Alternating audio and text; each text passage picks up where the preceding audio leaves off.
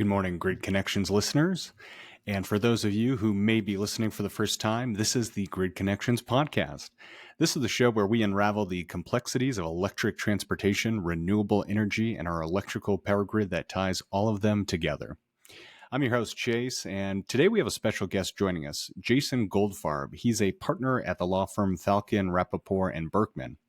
I think I already know what you're wondering, because usually we're speaking with engineers or maybe people in the automotive or renewable energy industry. And well, Jason actually is. He has a very interesting, unique skill set coming from actually the real estate and the telecom industry.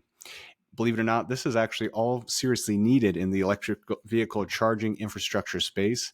And today we speak with him about what he's doing to help people who are building new facilities and charging locations really maximize the potential. He shares his insights on the latest trends, challenges, and innovation shaping the future of grid connectivity, including from the integration of renewable energy sources to the electric vehicle charging landscape. We'll delve into the critical issues and what can be done to simplify and help guarantee much more consistent and longer-lasting charging hubs. You can find more details on Jason and his law firm with links in today's show notes as well. But before we dive in, we have a special request for our listeners. If you find this episode or any Grid Connections podcast episode enlightening and thought-provoking, we encourage you to share it with at least one other person you believe would enjoy and benefit from our conversation. Together, let's spread the knowledge and foster a community of engaged listeners passionate about the energy revolution and clean transportation. So without further ado, this is the Grid Connections podcast with Jason Goldfarb. Enjoy.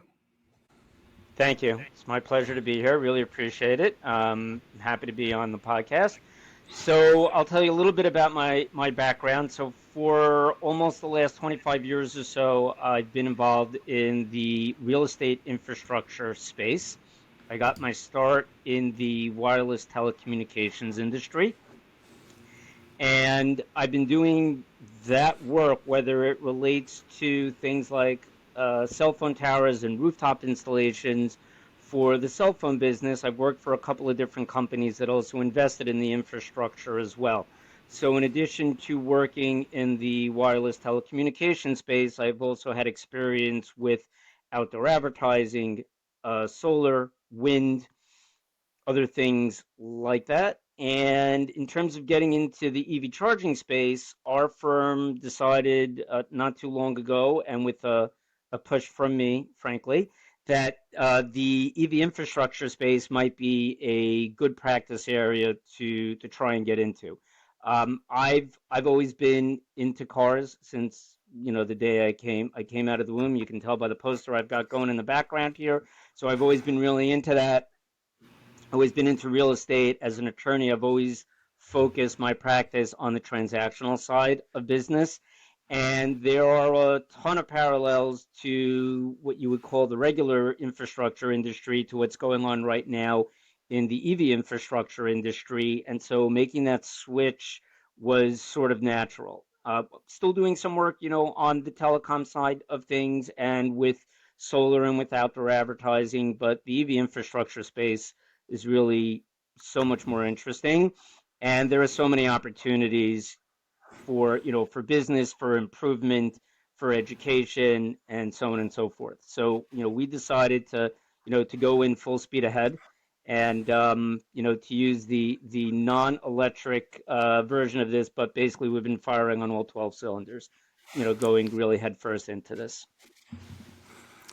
Yeah, and I appreciate you kind of sharing that with everyone. I think what's really interesting is, just for more context, we originally connected on LinkedIn. That's how I kind of came across Correct. you, and I'd even seen some of your posts and other things, I guess, in just similar spheres. But when we started talking, I think what was interesting, and I kind of had already known this, but didn't really fully appreciate it, was how while the technology that may be going in the ground is new, or even not new, just different, the actual implementation is very similar to things that have already been around, especially in the real estate space, for quite a while. So could you share a little bit about that and maybe just some of the challenges that, for those who are new to the space, might not have been expecting? Right. So that's totally on point. And very insightful. I mean that in a really good way. That's something actually that a lot of people do not necessarily pick up on. So if you were to look back through history with the way that the wireless telecommunications industry was 20 or 25 years ago, and you would see that the way things were done then and how things are being done now, and you would look at the EV infrastructure industry and see the way that things are being done now, and put on, your time travel, right, lens, and see how things might look in about 20 or 25 years from now, I bet you're going to see a ton of similarities. So in that respect, I'll give you a couple of examples. So when the wireless industry first got started, you had a situation where towers and building installations were pretty much put just about anywhere where you would find somebody who might be willing to have that infrastructure on their property. That's almost about as far as people went with trying to figure out where to put it. They didn't necessarily have the data and the analytics yet. They didn't have a massive customer base yet, but they started to think, oh, it might make sense that in this particular city or in this particular location, we might need to put equipment down. And they did that, and unfortunately, a lot of times when they did that, they did not necessarily do their homework. They did not necessarily do their due diligence. They didn't always pick the most ideal locations for the equipment. They didn't realize that in some of the places where they chose to put the equipment, that they might run into issues with access or with maintenance. None of those things kind of like went into the thought process. And at some point in time, the wireless telecommunications industry really started to realize not doing these things created some problems. So I'll give you a hypothetical example. So hypothetically, if you entered into a contract with somebody that didn't have the authority to sign the contract, or let's say you entered into a contract with someone that didn't actually own the property where you were putting the equipment. By the way, I'm giving you real world examples. Yeah. Okay. You say the way you said hypothetical, I kind of feel like you're saying how they say in the old like No. cop shows, the names have been changed to protect the innocent or Correct. whatever. Protect the Yeah, innocent. Yeah, we won't yeah, use exactly. anybody's names. Yeah, we're definitely not going to do that. But so if you didn't do those things, or I'll give you another example. Let's say that you didn't do a title search and discover that there might be some issues with the property where you were going to put the equipment down, or you didn't get a set of corporate documents from the person who signed the documents to make sure that they had the authority to sign those documents. Or I'll give you one other example, or let's say you didn't do a survey to figure out where your land and where your property is located, because let's just say that the survey, if you had done it, may have given you an inkling that perhaps the piece of property you chose for the tower might be legally landlocked. So leaving aside practical issues as to whether or not you could get a truck in there for maintenance, if you were legally landlocked and your neighbors decided that they didn't like you and decided to put up a fence, how are you getting to your tower? The answer is you're not. And how are you and what's your recourse? And the answer is you have none. So what happened was that the telecommunications industry as a whole started to realize that we made some mistakes, at least by deploying the infrastructure that way without looking into that stuff. I am seeing that kind of stuff happen left and right now in the EV infrastructure industry, and it's being driven by a whole bunch of things. I think in terms of not doing the due diligence and not doing the homework piece, people are cheap and they don't want to spend the money to do it. But it's sort of similar to not wanting to buy a health insurance policy if you're an otherwise healthy person, right? Because if you're a healthy person, you don't really need health insurance. What do you need it for? Like, how often are you going to get sick, right? But when Right. you do get sick, now you have the policy, right? And you know what happens. If you don't have the insurance policy, now you end up with a bill with hundreds of thousands of dollars. So people aren't thinking about it that way until they really need it. And then they kind of have that light bulb moment and they say, oh boy, what did we just do here? So I'm starting to see a lot of that, and I'm trying to prevent people from doing that. I'm trying to prevent my clients from making some of those mistakes.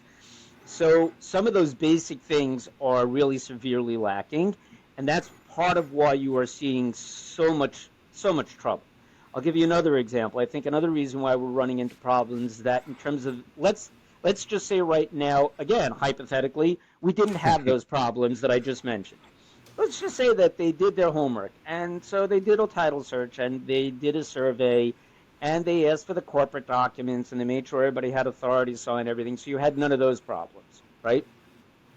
But now you have an issue where you've put your charging in, and now it needs to be maintained, or it breaks. And you don't have any language in the contract that covers who is supposed to be responsible for that. Or if you do have language in the contract that says who's supposed to be responsible for it, there's no teeth to it. Mm-hmm. So there's no incentive to be accountable because nothing bad will happen to you. The easiest example I can give is that if you're supposed to pay rent by the first of the month and you don't pay it, what happens? Unless you have something in the contract that says you're in trouble for not paying on the first of the month, nothing happens, right? And if all the contract Right. says is you're bad, what happens? Still nothing. If it says you have to pay it by the 5th, what happens? You can pay it by the 5th, but there's no penalty if you don't pay it by the 5th. Are you going to pay it by the 5th? Sometimes, but probably not, right? Just why do you need to? So we're starting to see those kinds of problems in some of the contracts also, where you have language that should be in there that's missing. It doesn't say who's responsible for maintenance, or if it says who's responsible for maintenance, it doesn't say how quickly they have to roll a truck. It doesn't say within what time frame that they're obligated to provide spare parts. It doesn't say what they're supposed to do if people need to get on the phone and call somebody. It has none of that stuff in there. So if the contract is missing some of those things, and then let's say you have a charger in the ground that's broken and it's not being fixed, and you have no number where you're supposed to call somebody, or even if you have a number where you're supposed to call somebody, there is no metric or time frame within which they're supposed to respond.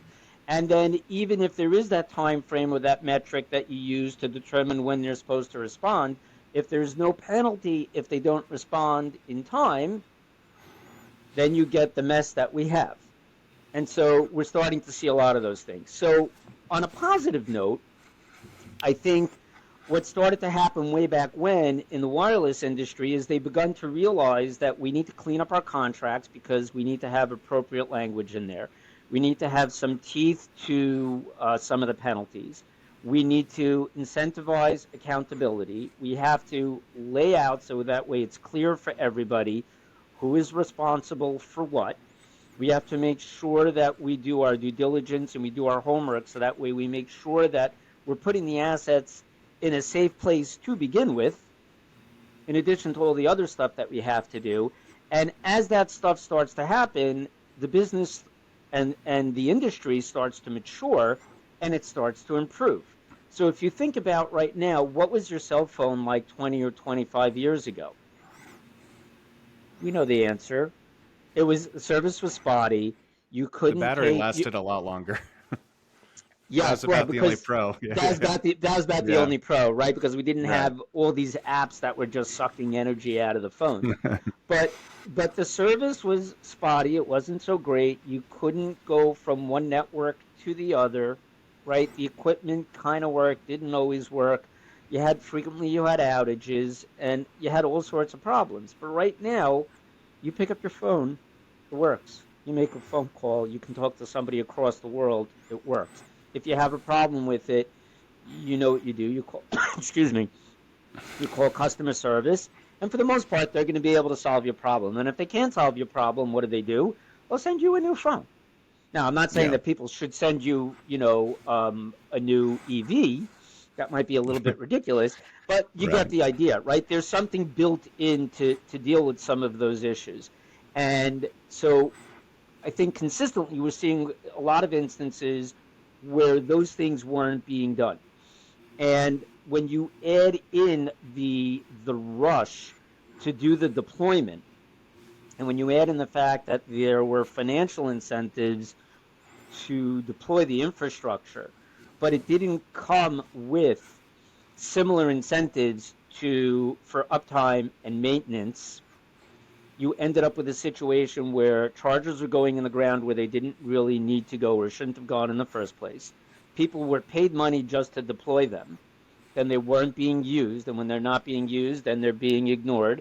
When they're being ignored, they're being vandalized. And when they're being vandalized, they don't work.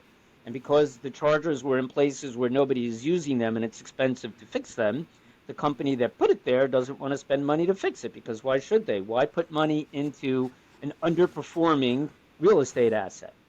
For sure. If you have a shopping center and the neighborhood isn't so good anymore, and people are not coming into the shopping center, and nobody's coming in there, and your tenants are starting to like stop paying rent because they can't afford to do it anymore because business stinks. As a property owner, what are you going to do with that piece of property? You're probably going to look to unload it, but you're certainly not going to invest more money into an underperforming asset. Right. So the EV infrastructure companies are kind of looking at this the same way. If it's an underperforming asset, we're not going to spend money to fix something that's not going to give us a return. And on top of that, they don't even have an obligation to put money into it anyway. So when you put all that stuff together, you almost have like a perfect storm. For sure. And I mean, already this has brought up so many questions. And just there's so a lot many, of layers here, Chase. Yeah, there's so many topics. So I think even just for people who are listening, let's take it one kind of step back. So you've already kind of built a really good foundation to show how similar it is to the traditional wireless energy industry. Are there any differences that you could share, or anything that you've noticed about working in this industry that's really stood out to you? Yeah, I would say some of the stuff that for sure are major differences. I would say number one would be the ubiquity, and that in the sense that right now just about every person that you know has a cell phone. Certainly in developed countries, who doesn't have a cell phone? Everybody has a cell phone, right? So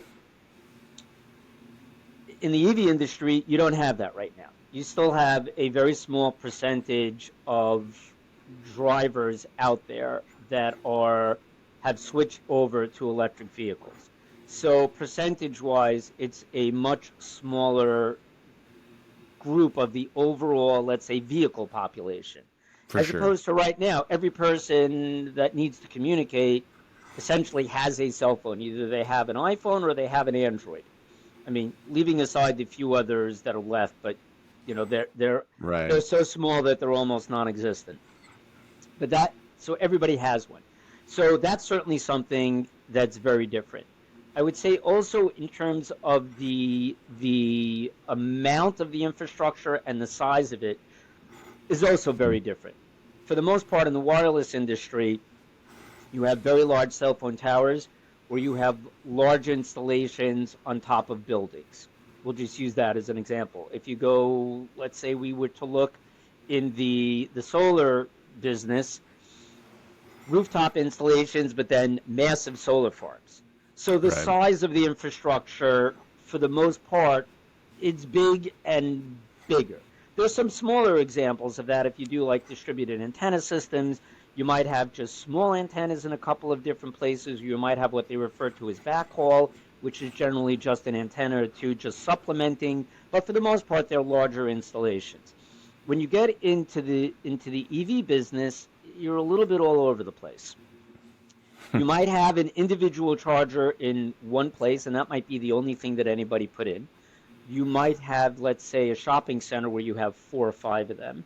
You might have brand new construction, let's say a brand new apartment building where they're building a building where they want it to be as technically up to date as possible, and they might put in a whole bunch of it.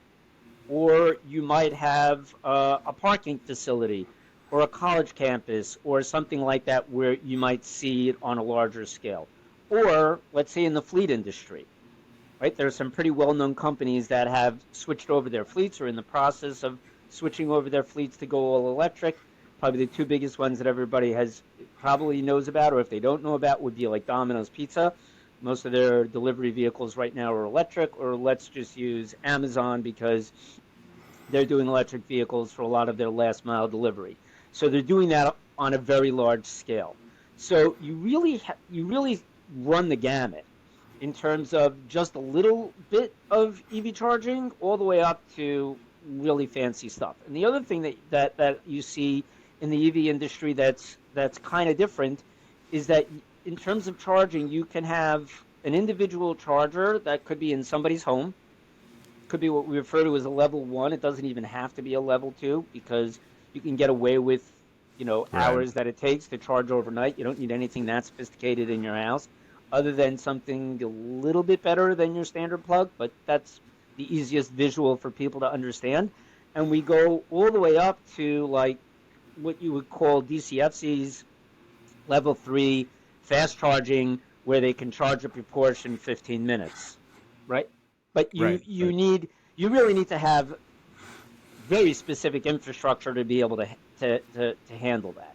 So we do run the gamut in terms of the type of infrastructure, and the industry is still at a point in time where what you deploy really needs to match the use case of where you're putting it. In the real estate world, what are the three most important things? It's location, location, and location. Right. And you want to make sure that the infrastructure that you're putting in matches to the use case. The type of EV infrastructure that you might put in a major mobility corridor along a highway is not the same kind of thing that you might put in your single family home. For sure. For sure.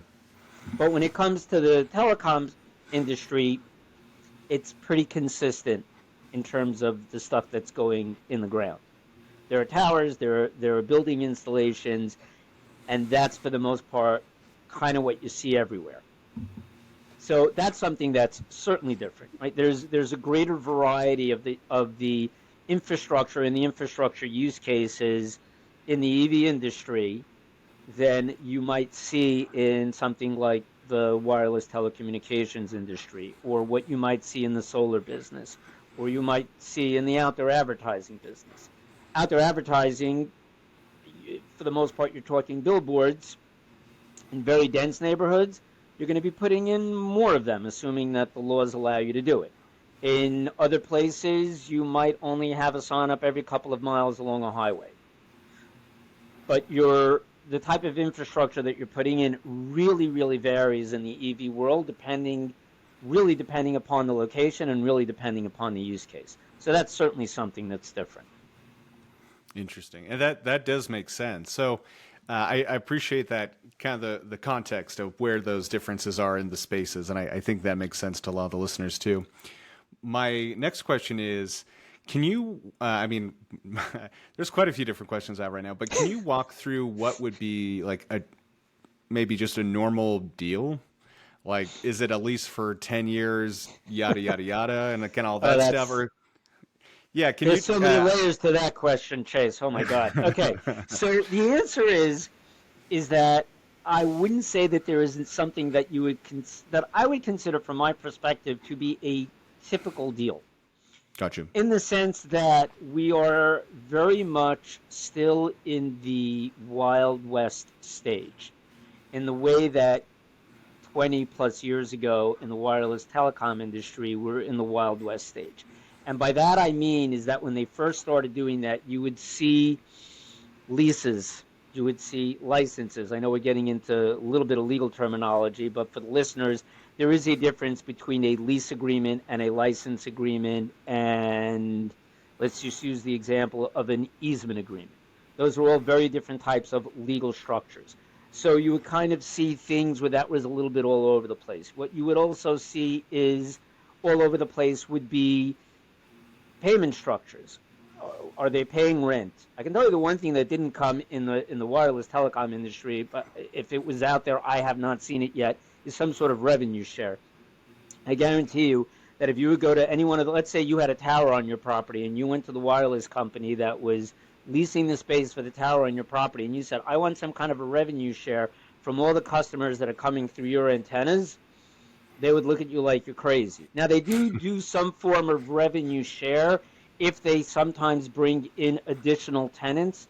So this gets us a little bit into the nitty-gritty of this, but just for purposes of example, if you had a tower company that was leasing the space for the tower, their business model is to bring other wireless tenants onto the tower. So they might pay you, let's say, I'll use stupid numbers, they'll pay you $1,000 a month to put the tower on the ground, but then they in turn might make separate agreements with 3 or 4 different wireless companies who will then put their equipment on the tower, who will then pay rent to the tower company, not necessarily to you as the owner. You as the owner, you're still only getting Interesting. your $1,000 a month. You might be able to work out Right. a So it's kind of revenue like a share with them. It's kind interesting. of So like it's a kind of like a sublease. sublease. Yeah. Right. Interesting. You might be able to work something out with them. Well, oh, if you bring an additional tenant, you don't have to pay me an extra $100 a month. But the reason why I'm Mm, giving you this example is that if you went to the company and said, I want some revenue in my pocket based on the traffic that you are generating and the money that you are making from your cell phone customers who are using that tower, they would look at you like they would tell you to go pound sand. They're not going to do that with you. Now, right. in the EV industry right now, that is one of the more common business models is some form of revenue sharing for the people that are coming in to use the charger on your property to charge up. Whether or not Interesting. over time that will be a sustainable model, I don't know. It could be not.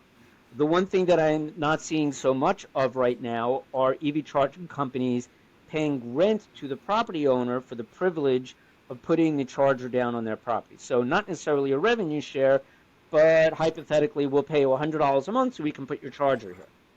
And then Gotcha. the infrastructure company is getting all the money. So in that same vein, besides seeing those different business and payment structures, I've seen leases, I've seen licenses, I've seen easement agreements all over the place. I've seen combinations of rent, I've seen combinations of revenue share, and there's a company out there who we will not name doesn't pay any rent. And their game is that when we put your stuff there, our stuff's really good and it's going to be great advertising, by the way, for us too. Don't tell anybody, but Right. also for you when people will see that you have this high quality charging equipment on your property and we will bring you more customers. And so by the more customers coming into your shopping center or to your business or to your parking facility, you will in turn be making more money because they're going to be coming when they see our equipment, but they don't pay rent. So the models are really all over the place, and it's really dependent on what the use case is. So let's just use the example that I gave you. In the situation where they're not paying rent, if you don't have a business where you can in turn make money from the extra volume of vehicles that are now coming into your property to charge up, are you likely to accept zero rent as in exchange for signing a lease and giving the company the privilege of putting their equipment there? Probably not.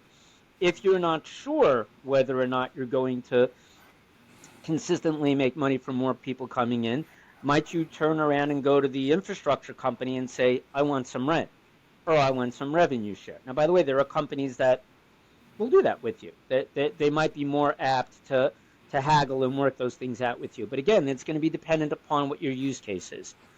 And I'll give you one other just to sort of turn the entire thing on its head. Let's just say that you're an apartment building and you want to be able to provide this as an amenity to your tenants. You might do that.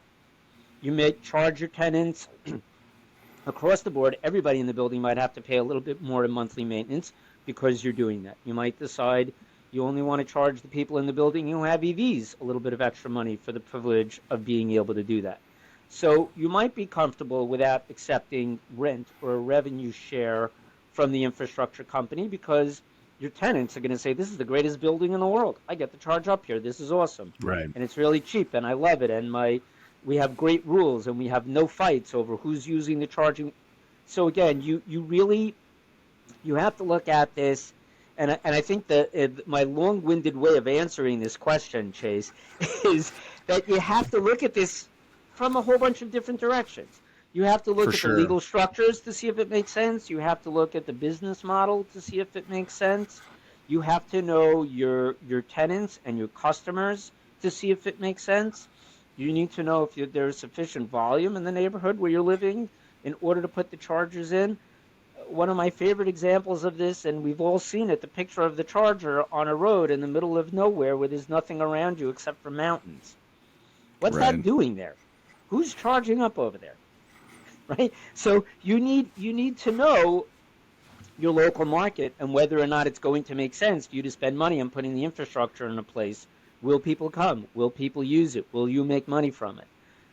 These are all sorts of questions that people are asking on all sides of the equation, and it's not as simple as, oh, this is great, we'll just put a charger in and people will come. Right. It's not I that will simple. say, as someone who has done a lot of EV road trips, it is really nice when you do find that random one in the mountains because sometimes that saves your butt. But yes, Right. it doesn't seem like it's a long-term It's not successful business if it's like one right. person every few days. But That's correct. I think one thing I want to kind of ask you with, you did mention kind of Koi that there is this company that doesn't charge rent. Hmm. Does this company Doesn't pay use rent. or yeah, it doesn't pay rent. Is this company, are you familiar if they use a lot of data to present to these people as to why they should be doing it to kind of make their use Okay. case? So this is one of the great mysteries to which I am not necessarily privy to just yet. I Gotcha. would love to know a little more of exactly how they in fact pitch this. I can say anecdotally based on stuff that I have seen, I have some idea about how they're doing their pitch. They're doing their pitch in a couple of ways. Part of their pitch is we will bring you more customers. Whether or not they share that data with you, I suspect not. That's number one. Number two, the other thing that they do is that they also promise a very easy contracts process. And their contracts are very simple. I'll use that word. They're very simple. And simple can be good, except if you go back to the example that I gave you before of the person that chose not to get health insurance. What do you do when there's a problem? When there's a problem, you may not have anybody you can call. For the most part, the equipment always works all the time. But then sometimes it doesn't. And then when it doesn't, what's your recourse if it doesn't? How do you deal with that? How quickly do they have to roll a truck? How quickly are they obligated to fix it? What's so on and so forth. So those things Right. would be missing. So it's an easy contract process. It's an easy sell because you're not going to need to mark it up. They probably don't mark it up very much, if at all. So it's an easy sell. So that kind of becomes one of those other issues, and that is the way in which they're pitching that. And one of the things, and in fact, I actually have this on a slide that I'm using for a CLE that I'm going to be doing next month. One of the things that I try also to explain to people is that unless you as the property owner, unless you are buying all of the equipment, you are purchasing it for yourself, and you are independently handling all of the maintenance and all of the upkeep and everything else, and essentially the infrastructure company is selling you the equipment and now you're using it on your property, much like you might use, I don't know, air conditioning equipment in your property. Like it's yours, you deal with it. Yes, we might have a maintenance and a service contract, so we'll come and fix it, but basically it's your problem for the most Right. part, right? So unless you're doing that, you're not necessarily going to own the data and the analytics that you are getting from all the people that are coming and using. Now, if you're putting that, let's say, into an apartment building, you pretty much know who all the people are in your apartment building that are using it. You might want to know how often are people using, who are using it the most often, how much time are they spending on charging. Do you have a tenant that is consistently, let's say you have a shared charger that they're consistently not moving their cars when they're supposed to. So you might want to know some of that data and some of those analytics. And some of that stuff might be shared with you, but it might not be. And that might be completely dependent on, once again, what is in your contract. What does it Right. say about whether or not they're going to share that data with you? How much of that information are they going to provide to you? So for the most part, you don't get access to the data in general with any of the infrastructure companies. They're getting it. And Which especially does for, make sense. I was just kind of curious. I didn't think they would maybe be giving very concrete numbers, but I could say like this is what we're seeing average, what we predict maybe average traffic right. and the average consumer, if they wanted to get really is like of who drives an EV or buys our products makes X numbers from what we can tell. Um, I do also have just another follow-up question in this company that we keep alluding to. Is this company, Yeah, I think I know who we're talking about, but is this company also one that could has be. their own essentially team that goes around fixing these? Because that has been talking about maintenance. That has been one of the big issues. Is there's only a handful of charging companies that actually has their own teams. Most of the time, they have to hire it out to local engineers. Right. So some of them do their own maintenance. Some of them are hiring outside companies to do that. If you, as a property owner, are working with any one of these EV infrastructure companies, you would hope that they're going to provide you with a couple of things. So you were talking about, to your point earlier, about are there cars in the neighborhood? Will people need it? Will they use it? And so on and so forth. That becomes really relevant if you are making it available to the public. I would hope that the infrastructure company, as part of their pitch to convince you to put their charging equipment on your property, is explaining to you, here's how we came up with why we decided that we think your property is a good candidate for this.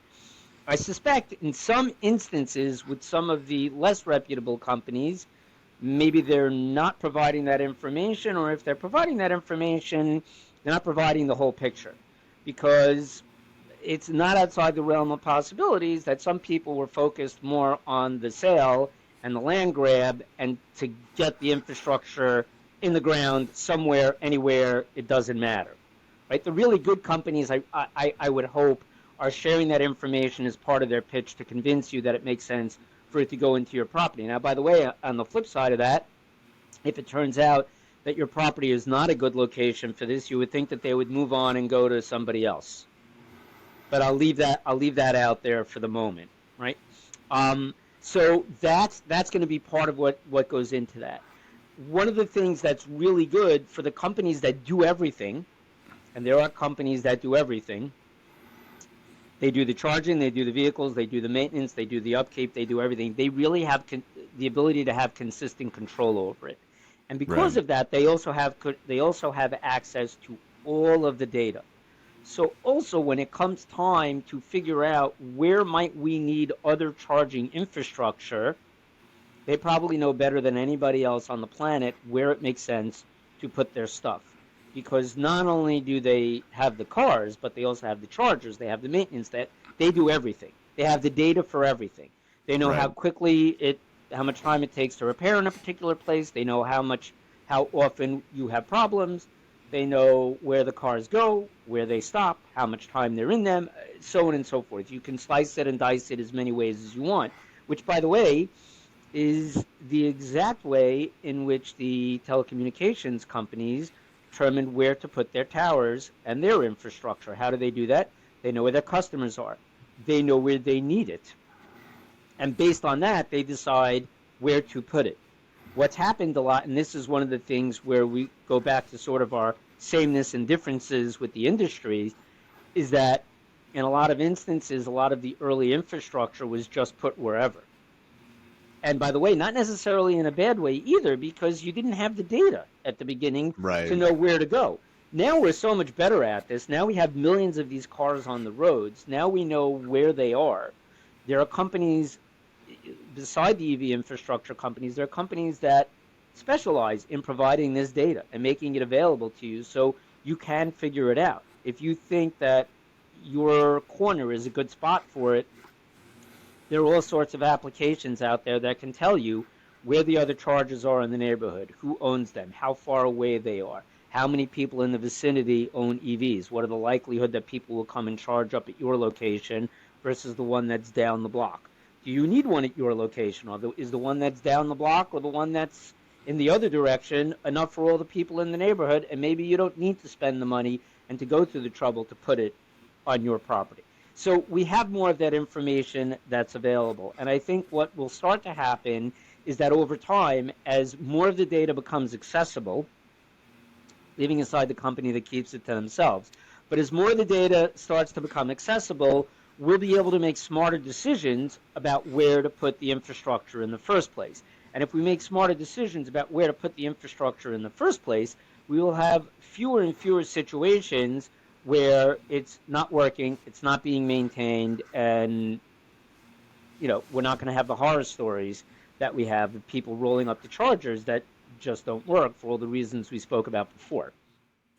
Right. And that makes a lot of sense. What's interesting is we've had a couple people on as guests who have kind of just said, you know what, having the data is great, but it's the actual building process, the permitting, all this stuff is taking so long. Mm-hmm. And there is kind of just, it's just good to get it in the ground. Because once you have it on the ground, then you can go back and update it later. Is that, you think, still a worthy, it sounds like you bring an interesting opinion and kind of experience with it, but you disagree with that a little bit? A little bit. Yeah. There is certainly something to be said, if you build it, they will come. Right? It's Gotcha. one of the greatest. That's one of the greatest movie lines of all time. Anyway, right? I mean, Right. my Field of Dreams, right? Any boy that's into baseball will know that, right? If you build it, they will come. So there is something to be said for that. On the other hand, it does take a lot of time to permit, to make sure that it's zoned, to get your electricity in, to do the actual construction work, to get all the equipment that you need. So that stuff does take time. And I think because it does take time, that goes back to why it is so critical to do the homework in advance and to make sure that you're putting the equipment in a place where it makes sense to put it. So, the example I gave you before of somebody not doing their homework and not looking at title and a survey and all of that other stuff, I have a real world example of that where somebody did not do that, put a charger in somewhere where they were legally landlocked. And once they got legally landlocked and that fence went up and people could not use their charger, they had 18 months worth of work that went up and went poof. Wow.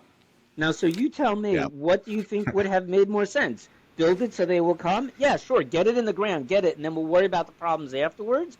Or should we have spent a little bit of money and time in looking into this property and possibly discovering that we were legally landlocked, and maybe we should have gone, I don't know, across the street, down the block, or maybe not in this vicinity to begin with.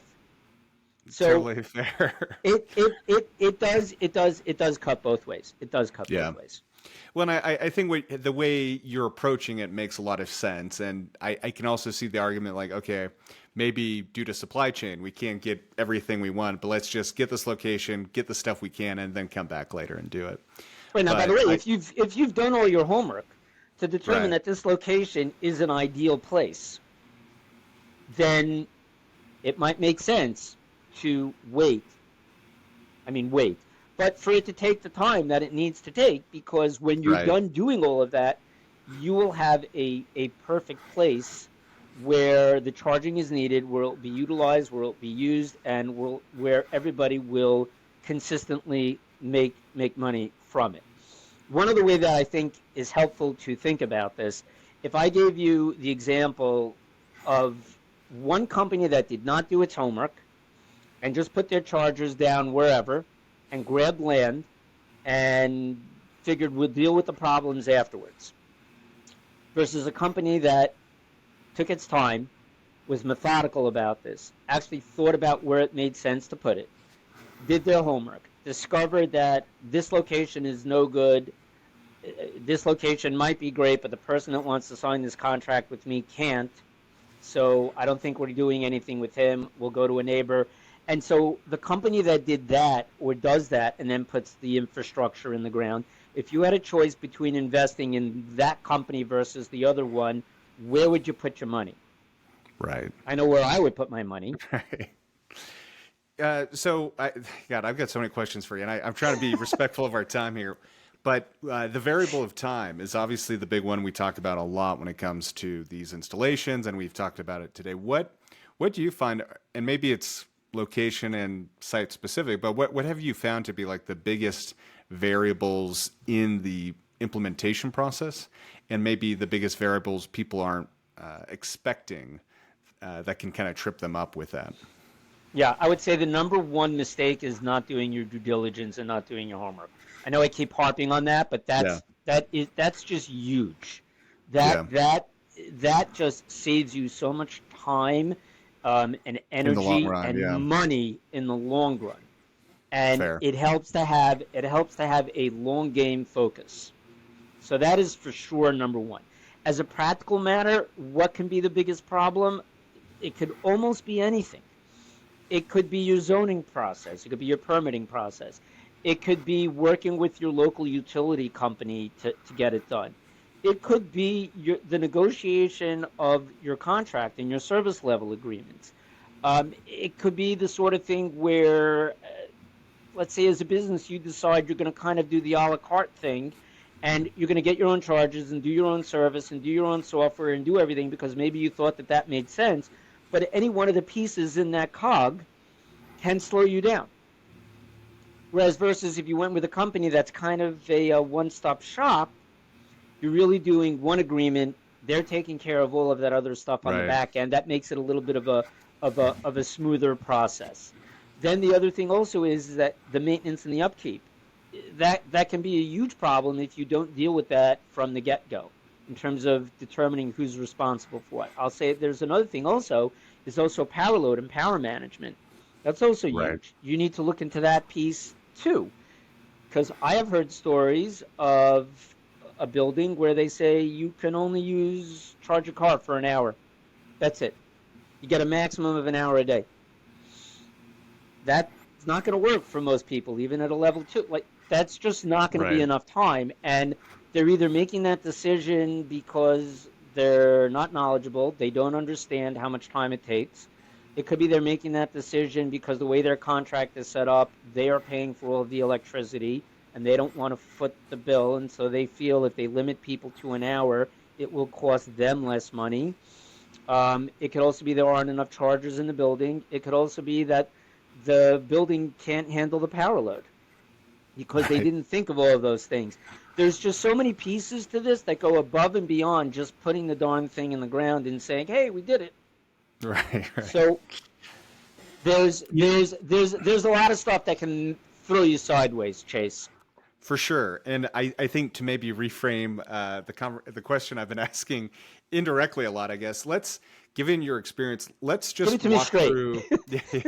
Let's just walk through like what would be your ideal installation process, or like what would be your ideal installation? And then one of the things we discuss a lot on this channel is like, is there a business model for EV charging outside of being like a Flying J or the traditional one, or like a Tesla that has kind of revenues from across the board? So I think it'd be really interesting with the time we have to go through how you would design kind of the ideal charging location, and if you can share like anything around even the ideal business model for doing such. Right. Okay. So before I answer that question, if we're going to go there, let's pick a particular type of location, and then we can have that discussion, because the answer to that question is completely dependent upon the location and the use case. For sure. I think that's a great call.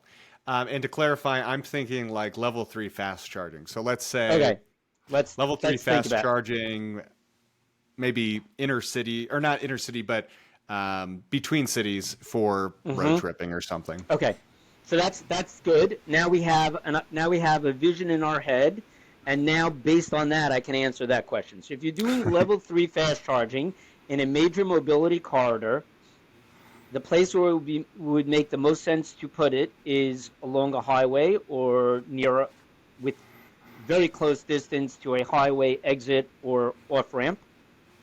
That's probably where you would be thinking to put it.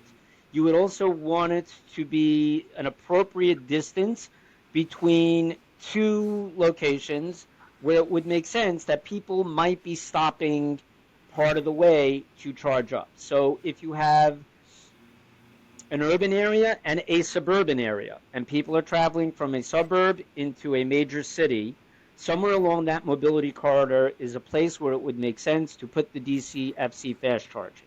People coming from work, going to home, people going from home to work, somewhere in there makes sense to put it. So that's how you have to think about that piece of it. The other thing that you have to think about this ideally is, again, you would need to know, are there people in that suburban area with a lot of EVs? And if there are, then it makes sense to now put the fast charging probably where most of those people might be going to commute to work. That's one part of looking at this. You also need to know the power requirements for a level 3 DCFC fast charger, they're massive. So Right. you would need to know how close are you to the closest substation where you can draw that power. You might want to think about putting in fast chargers in that location that have on-site battery backup and power storage. Why would you want to do that? Because at the most expensive time or busiest times of the day, not only you have more volume and more people coming in to charge up, but guess what? It costs more money for the electricity that you're going to use at that time of the day because, of course, the utility companies charge you a premium for providing electricity at peak hours. So if you have a battery system in that fast charger, you might be able to draw power at cheaper periods of time. That way you store the power in there, and that way when people show up at, let's say, 4 or 5 o'clock in the afternoon, power is available, and it's not hyper expensive because you pulled the cheaper power from the grid at different times of the day. So you might want to think about doing a battery backed up fast charger in that location. Then you need to also, what are your contracts going to look like? You need to do a title search. You would need to do a survey. You would want to, you might want to see a photo sim of what it's going to look like. So that way you can visually imagine how that's going to appear. You would want to make sure that the person that you're entering into that contract with and that owns the land on the side of the highway, whether it's your state, your county, or a private person, has actually the ability to enter into that contract with you. Then you would want to look at your contract terms from the get-go. Who is going to be responsible for the maintenance? What's going to happen when that charger breaks? If it's in a location where a lot of people are going to be using this charger and relying on it regularly, you probably want your maintenance window to be very short. Is there a company And I, that... and I know this, and this is all great. I'm just kind of curious. Is there like an average length term? Is it like Mhm. 3 years and auto renews, or what have you seen to be kind of normal around that? Everything. Okay.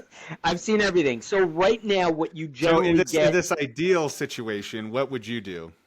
Or what would you say So, that the term should be? so I would say that you would probably want, from the perspective of both the owner on the property and the company that's doing the investment, you probably want a lease 10 years, 15 years, something like that, because you're both making an investment in this. You Right. both want to know that you're going to be able to consistently make money over time, right? This is as much an investment for the property owner as it is for the infrastructure company and as it is for the industry. Typically what you will see in a lot of wireless agreements, and you will see this in outdoor advertising agreements and things like that, is you will see something like a 5-year term or an initial, let's say, 10-year term, and then you'll see 5-year terms that will automatically renew after that, and you're looking at like 25 to 30-year leases. I think right now the industry is probably a little too immature for people to be willing to commit to a 30-year lease because Interesting. Yeah. it's probably going to change a lot over time. At the same time, it might take 5 years to actually see a sufficient return on that investment from both the owner and the infrastructure company for it to be worth it for them to do that. And you want to know, if you're investing in the infrastructure, you want to know that you're going to be there for at least the next 5 to 10 years without the owner throwing you out. From the owner's Right. perspective, they also want to know that they're going to be able to see some money consistently over time. So I think if you had a situation where you had leases for that 5-year window and they would automatically renew unless there are reasons to not do it, and then we really start getting into the weeds as to how you would do that. But I think something like that would probably begin to make some sense. That gives everybody the feeling that there's some staying power to this, and that it's going to be a worthwhile investment from both ends, because we know that the infrastructure is going to be here for a while and hopefully consistently paying over time. So in terms of the length of time, that's probably the sort of thing that you would want to see.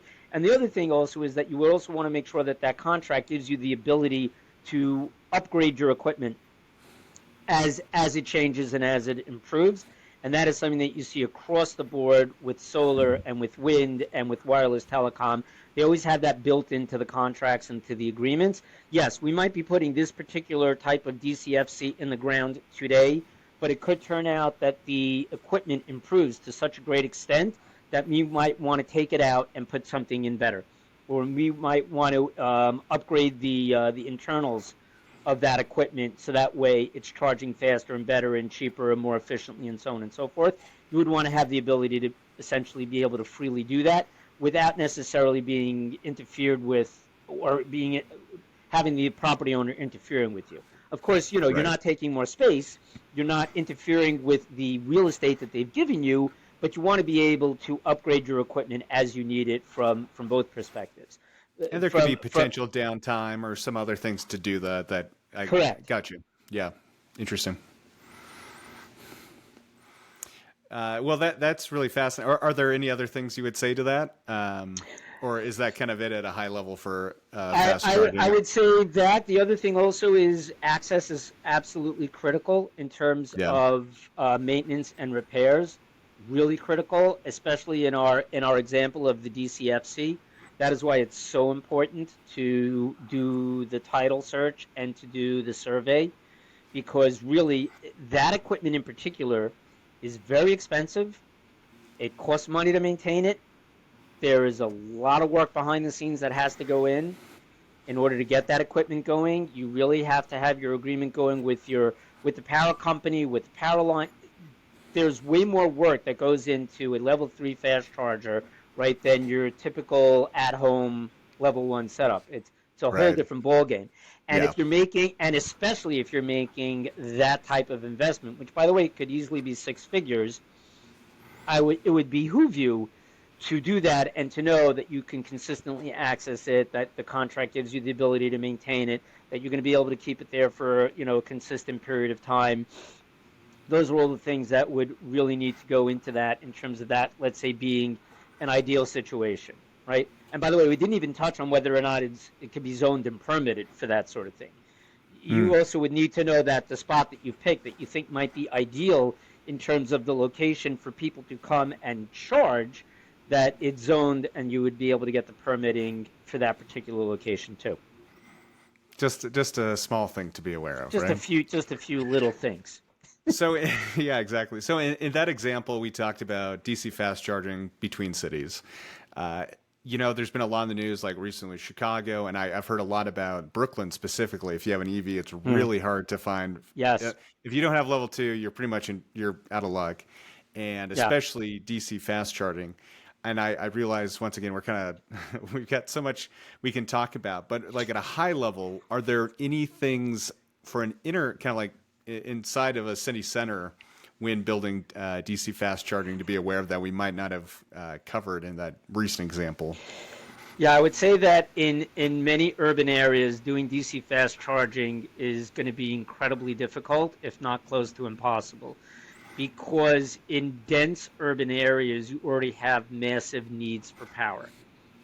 So to put that type of charging into a dense urban area does not necessarily make so much sense.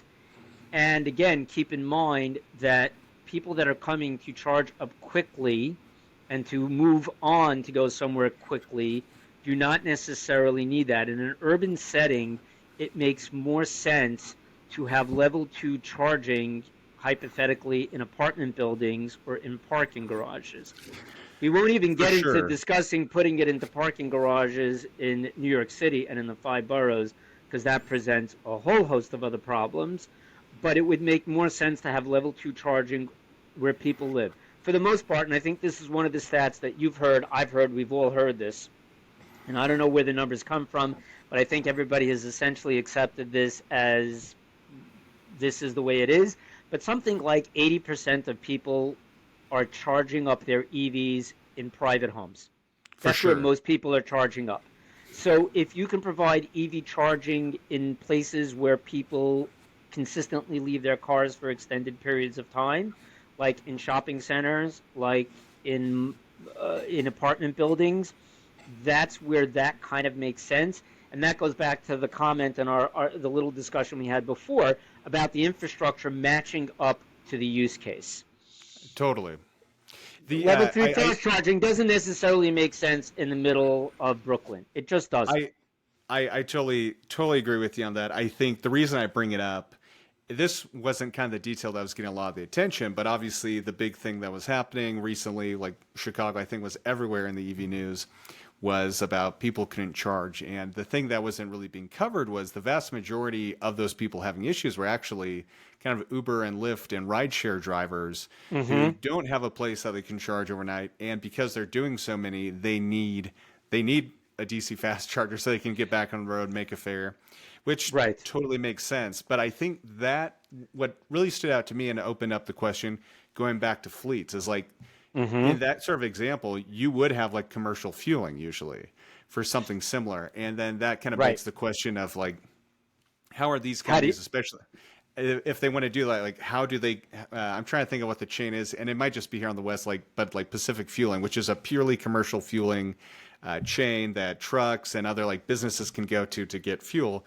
It really does seem like, especially in that use case, there needs to be a commercial specific charging, which has that it makes sense that regular people, one, may not need it, but two, it just opens up the charges for those who really do, and then they have a place that they can go charge. I'm curious if that's something you've seen or have heard discussions around that yet. I have definitely heard some discussions around that, and I have a couple of ideas about how that might work well. So I'll give you an example of what does not work well, and then I'll give you my thoughts of what I think would work well. So the example of what I think does not work well is I want you to imagine in your head, or our listeners should imagine, a rideshare pickup line in a typical airport.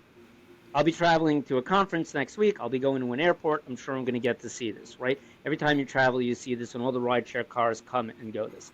So if you were to put a level 2 charger in the rideshare pickup line, let me ask you this question, Chase. Do you think that that would make sense when you know that your typical Uber and Lyft driver is not allowed to sit and wait for you for more than 5 minutes? Does a level 2 charger in the rideshare pickup line make any sense? No, it does not. Yet I have seen this in an airport. Now that to me is just, it's stupid. It's what I would call a dumb deployment.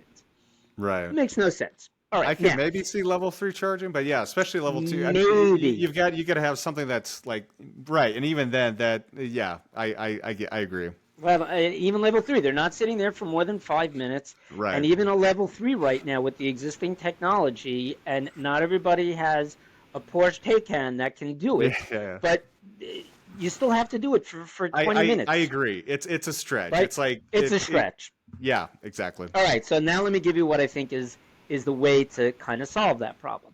So now you have all these people that are coming to do the rideshare pickups. They're coming. They're picking up their passengers. They can only stay for 5 minutes. What if there was a place nearby where they could actually sit?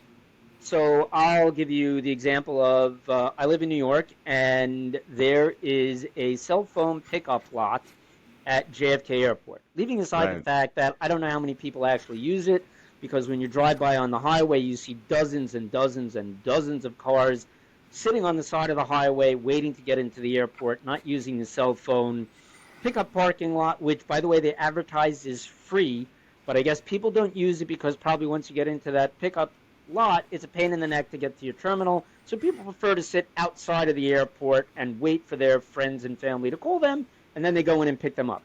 But let's just pretend that there was an off-site parking facility where you could sit, where you might be sitting as you wait to get your hells, where there is room, where there is space, where there is infrastructure, where you could put in chargers. Would it make more sense to put them in that place and let the rideshare people sit in that parking facility? They can charge up while they wait, and then when they're ready to go to the airport, they just go. And not only that, they've probably either charged up fully or close to 80% or something like that, and now they can continue to go about their day and about their business in terms of being able to charge up. So it would make more sense to have an off-site location where you could do level 2 or maybe even level 3 charging that would match the use case there. For as sure. opposed to putting it in a place where it really makes no sense. So I don't know if there are people out there that think that you might have a piece of property where something like that makes sense. Come and talk to me, right? Because I know people that might be willing to work with you Totally. to do something like that, right? So those are the kinds of things. So that would be an example of like what doesn't make sense, but what could potentially make sense, and that would be a good way to kind of solve that issue. Those people would then have a place to sit where they can charge up. Hopefully, be a place with lots where there's light and there are bathrooms and it's safe and so on and so forth. But where it would make sense for them to be sitting and charging, as opposed to putting the charger in the pickup line where it makes no sense. Right. And no, I completely agree with you, and that makes a lot of sense. I think one of the other interesting things I've seen, I think that makes sense. And then I was actually at a Sonic drive-through on a road trip, and they had one in Boise where there was like 8 Tesla superchargers, and Cool. they were kind of the newer, higher power one. But it also just kind of made sense. People would come in, get food, they'd charge, but and I think this is another thing I kind of want to talk to you real quick, but obviously Tesla has it, so it's like you go in, you charge, they have fees if you're there charging too long and all this stuff, which I Hmm. think is great to help with I kind think of it's great. forcing to You move people through. you incentivize people to move their cars. Right. Yes. And I think naturally, just once again, that's kind of a good fusion of like someone gets lunch, they have their lunch, they're off. Hmm. And I think specifically what you're talking about for like the commercial application, that use case, even better. But you Hmm. do see still from some of the car brands, they offer the free charging, the free kind of like, okay, you can have for like 2 years. Have you dealt with that at all? Or do you see that as kind of something that's a short term sales push that really is going to be probably not the best for getting that throughput and really creating the best EV charging experience? Yeah, I think as a short-term solution, it makes sense. From the perspective of the car companies that are offering it, I think it indicates that they are acknowledging that publicly available EV charging might not be so great or easily available. And and at the end of the day, they want their customers to be happy and excited about their product that they're selling to them. Right. So offering that to them, I think, is a great idea because it keeps your customers happy, and as a practical matter, it keeps their cars charged up. And do you think that they're going to tell their friends and family, hey, the experience with car company so and so is excellent because I get the charge up for free? By the way, there are people But that are on that legacy plan with Tesla and they love to brag about it, right? right. Oh, Because for sure. they're grandfathered in, and wherever they go, it doesn't cost them anything. No, and God I bless think them. that's Yeah. totally, yeah, exactly. I think that's totally true too, because like it's, especially for people who may be coming to like an electric vehicle for the first time, the idea that not only am I saving money by it being electric from gas, the fact that when I go fast charge, it's even free and saving even more money, I Right. think kind of is a good incentive. And obviously they talk about it a lot, but it also is like almost creating the wrong incentives for the larger EV drivers. But at the same time, and in some ways, between the just general gas savings of even paying for electricity and not having to do the oil changes, that unto itself, I think, is a huge plus. Right. But yeah, I totally get what you're saying I'll there. tell you what the problem is with that, though. Yeah, There is no such thing as a free lunch. for sure. When At the I end of the think, day, somebody is paying for that. So right. whether that will continue to be viable over the long term, I don't know. My hope is that the state of publicly available infrastructure for EVs would improve to the point where you might not necessarily still have to provide that, or it could be the sort of thing where you just might provide it as a premium service. If you think Yeah. about the way the airline industry works, you basically have the same flight whether you sit in first class, business class, or coach. But for a couple of extra premium services, people are willing to pay a lot more money for something like that. It's entirely possible that maybe for some of the the higher end manufacturers, that that might be something that they can offer to their customers. But again, you'd have to be super picky and super specific about where you would choose to make that kind of free service available, because I don't think that if you were to be doing that across the board, we'll use Porsche for example. I don't think that Porsche wants to provide free electric charging to every single one of its customers across the entirety of the United States. Like that For just sure. might not be a good business plan. But as a premium service in certain neighborhoods or in certain states or in certain cities, that might be a good sales pitch. When I think it comes back to the whole business model of it and like where, Yes. I guess real quickly, because I realized we were coming up on the time, and Yeah, we're these going will out be of time. Yeah. these will be the final questions. But first, We're gonna what do just have to you do this again, you know that, because there's for just so sure, much to for talk sure. about. We'll do it again. No, We'll pick up and somewhere else. it's always changing. But yeah, Yes, I'm kind of changes all the curious time. on what you think, if you can share this. What is the best and what is the worst business model for an EV charging company, I guess? Mm-hmm. Because I still struggle with the margins and exactly what you're talking about right now. It's like someone has to Right. pay it in the end, In and the end, that it's comes at a costing somebody different money. cost. And Right. whether it's costing the money or the service quality. Yeah, I think right now it's pretty hard to answer that question. And unfortunately, I feel as if I need to put on the lawyer hat a little bit and to use something that as lawyers we say frequently, which is the answer to that question, it depends.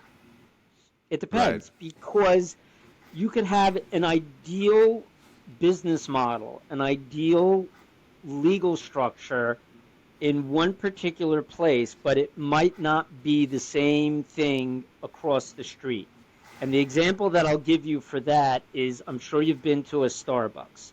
And if you've been to any big city, I'm sure you've seen, especially in a place like Manhattan, you may have several of them within a 3 or 4 block radius.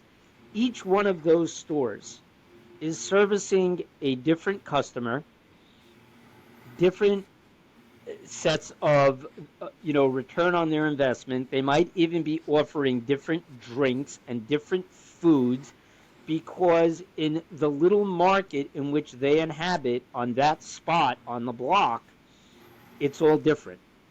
And so Right. just because you have, an ideal business or legal structure over here does not mean that that necessarily plays well somewhere else. It's really going to be location dependent. It's really going to be use case dependent. It's really going to be power availability dependent. And when you throw all that stuff into the mix, if somebody were to come to me, and let's just use the example that we used before of the DCFC fast charging along a mobility corridor, I could certainly come up with ways in which I can say these are the ideal ways in which you would want to do this. But if you were Right. to flip that and you were to go into an urban area and say, here's an apartment building, my answer to some of those questions and how you would structure this could be completely different. No, and I had a feeling that's what you're going to say, but I wanted to ask it I because know it's it's a not the question I get answer. asked a lot. Right, Yeah, right. I know it's not the No, answer you it's wanted, and I know right. people would love that. There's like, oh, there's Yeah. a perfect answer. There's a perfect business model. Now, by the It way, turns if out there's, yeah, go ahead. these are complicated things, and that's why there Yes, isn't a perfect business model. there's no necessarily one answer. One of the things that I think that I would really like to see, and I feel like that we will start to see this.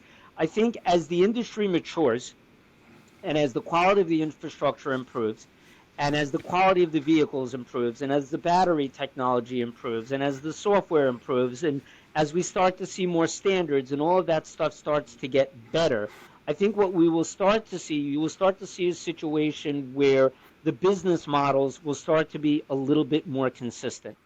That Yeah. will happen over time. That definitely happened in the telecom industry. Just to give you one little taste of that, from agreements from 20, 25 years ago, you would sometimes see where maybe they might be paying rent, but let's say they weren't paying rent, but what they were offering was a free line of service and a free cell phone, or for up to like Right, three right. family members or something like that. That's what they did. That is not a business model that would fly in 2024.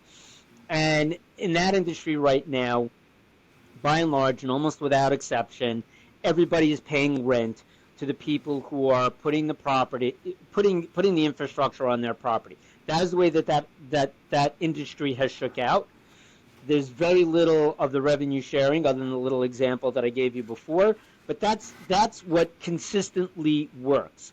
There are Yeah. still some leasing models, still some licensing models, still some easement models, still some combos of that. But that's generally what you see. Right Well, now in the EV industry, it's still too young and too immature where we don't have a consistent model yet, but I feel like we will get there. And the company that figures out what that model is, combined with consistently doing their homework and doing their due diligence, those will be the companies that are ultimately going to succeed at this enormously. for sure. And I think that's why I think there is definitely a model there, but it's also interesting to me, like even the traditional fueling companies, they don't make money on gas. They, if anything, The sometimes lose it. margins They are so make all their, thin, right? right, they make all their money on concessions. Mm-hmm. And so you're finally seeing some of these larger fueling companies kind of get in that space, at least domestically. They've already done that to some extent internationally. Right, and But there are a lot of startups that are looking at that very model, by the way. right. And They're all over the you're place. right, for sure. And I mean, I feel like I could keep talking with you about this. We haven't even touched like the NEVI funding and all of that No, stuff. no, we haven't even touched any of that stuff. We But can go for hours, but we have to be I know. conscious So of time I think it and is everyone's probably, tolerance. I know. I'll leave it at one final thing, and then we will have Sure. to cut this off, unfortunately. One kind of general question I ask is of most people is just like any recommendations they do have for government or for the public sector to do better on these things. But I think I'll Hmm. tie it into the NEVI thing, where we're seeing a lot of these NEVI funding and other just kind of general state government funding being tied with certain uh, now uptime things. And it kind of goes back to some of those terms you were talking about and the experience that was Hmm. created that they have those. Is there anything that, like, if you had to choose one thing that you'd like to see in that kind of stuff, like it needs to have uptime or it needs to have some sort of thing that Hmm. we've obviously seen has burnt us that we need to have in these things moving forward? Yeah, this is a fabulous question. We could probably spend an entire podcast on I this know. topic alone, but I I'm had to not throw it going out there, to. but yeah, I know. I'm not going to. I'm going to answer it. I'll tell you the short and quick answer as to what I would like to see that would really make a difference. Perfect. I think that if the funding for deployments was tied to utilization, uptime, and consistent maintenance over time, using a standard that everybody could understand or a metric that everybody could understand and follow, plus incentives for accountability, and you put that together, you'd have a much better situation. And I'll give you an example so that way we can get past the little bit of legalese there. If you were to hand out money to people not when they put the chargers in, but if they showed over time that the charger was being utilized 98 or 99% of the time, and when they broke, that you consistently fixed it within 24 hours, and you only provided that money to the company that put the infrastructure in the ground or to the property owner that was getting the benefit of the incentive or the tax break, not at the beginning, but after they showed consistently that they've been doing this over time, then what would start to happen is that people would actually think a lot more about where they were putting the infrastructure to start with. Because if they knew that they're not going to get the money unless we show a certain level of utilization, uptime, and maintenance, then they're just not going to put it in the middle of nowhere where it won't be utilized, where we won't fix it, and where we won't be providing spare parts. They just won't do that, Right. right? And the situation that you have right now is that you have none of that. So here's one of the problems, is that if I'm not mistaken, that the new NEVI funding requires 97% uptime And the companies that are now, let's say, fixing the broken chargers, which again, we could have a whole discussion on that, right? Fixing the broken chargers has to provide 5 years of maintenance. But let me ask you this. What happens when it's not up 97% of the time? What happens when they don't provide 5 years worth of maintenance? They've already gotten the money. Right. So are they going to, right? Therein lies the crux of the problem. So if we tie the incentives and we tie the funding to something like that, people will make much smarter decisions about where they deploy the infrastructure to start with. And secondly, is that if you are going to have a requirement like 97% uptime and 5 years worth of maintenance, you have to have a metric, and then you also have to have a way to incentivize people to actually follow that. If you have a rule for anything, pick and choose whatever it is that you want, but if you break the rule and you never get into any kind of trouble for breaking the rule, are you going to break the rule? Yes, Right. you're going to break the rule, Right. because nothing happens to you if you don't follow it. So we need to have rules and regulations in place that require people to follow them, and if they don't follow them, they get into trouble for not following them. And not only that, but we also have to have rules and funding in place that actually incentivize good behavior versus poor behavior. So if the money is only handed out after you show that it's being used, it's being maintained, and you're fixing it quickly, then you will put it in a place where you know it will be used, where it will be maintained, and where you will have the ability to fix it quickly. As opposed to what we have right now, we still put it right down in the ground, and by the way, we might be putting money back into chargers we never should have put into the ground to begin with. But don't worry, we have 97% uptime, and we have to give 5 years worth of maintenance. So we're all good. We're not. I think that's a great point, and probably the best place to end this. But I think you're totally right. There needs to be an element of like maybe some of the, or at least some of it up front, some of it over time, because we've talked to other people on the show too that we're expecting to see a lot of consolidation in the space. There's all these people that have got money, that have had things, and now they're being caught off guard with the long term kind of actual maintenance of this business. Exactly. So I think we're going to be seeing a lot more in this, and I think that's a great idea, and I hope that is what happens. If anyone's I hope listening, so. that has If anybody's influence, listening yes, from the federal government or any of the lobbying yeah, firms out there that you're listening to this, we have a great idea. You just got to do it that way, and then maybe it'll work. Or the next time that funding comes out, that's how you have to set it up. for sure. But Jason, we definitely have to have you back soon. I just want to say thank you so much for coming on today, and with that, we'll let you get going. Thank you. It's been a pleasure. Thank you, Chase. This has been awesome. Thank you so much.